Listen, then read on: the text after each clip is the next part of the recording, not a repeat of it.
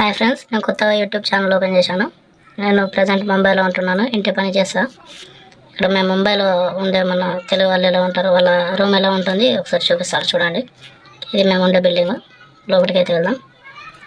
ఇటుగా ఎదురుగా కనిపించేది అయితే మనది కాదు, అది వాళ్ళ వేరే ఆఫీస్ ఉంటుంది. పార్సిల్స్ అవి ఇవి వేరే ఇంటర్నేషనల్ అవి అక్కడికి పార్సిల్ చేస్తారు, డెలివరీ చేస్తారు. ఇక్కడ లోపలికి వెళ్తే ఇంకా మరాఠీ వాళ్ళు ఉంటారు లోపల. ఇక్కడ కనిపిస్తుంది కదా సైడ్ దర్వాజా, అది మనదని. ఇప్పుడు ఇందులో ప్రస్తుతానికైతే 7 ఉంటాం. ఇక్కడ పక్కన కీ ఉంటుంది. డ్రమ్ మీద వచ్చిన వాళ్ళు వచ్చినట్టు తీసుకొని కీ తీసుకొని లోపలికి వెళ్తారు. స్విచ్ చేసేస్తాను. చూడండి, ప్రజెంట్ అయితే మా రూము ఇక్కడ ఉంటున్నాము. కింద 2 పడుకోవచ్చు, ఇబ్బంది అవుతుంది అని అయినా అడ్జస్ట్ అవుతున్నాం. పైన లోపల మాల ఉంటుంది ఒకటి. మాల అంటే పైన పడుకునేలాగా. ఇది మేము వండుకునే కిచెన్ కానీ పడుకునేది మొత్తం ఇక్కడే ఉంటుంది.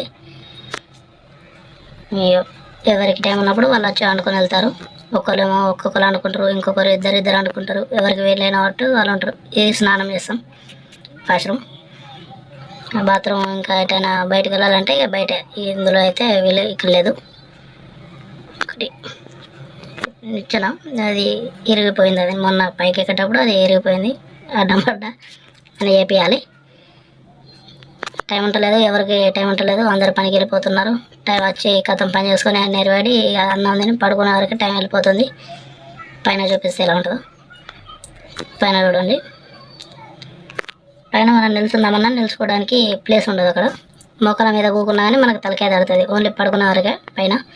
ఇక్కడ బిస్తర్లు ఉంటాయి. బిస్తర్లు ఇక్కడ వేసుకొని పైన 5 పడుకుంటాం, కింద 2.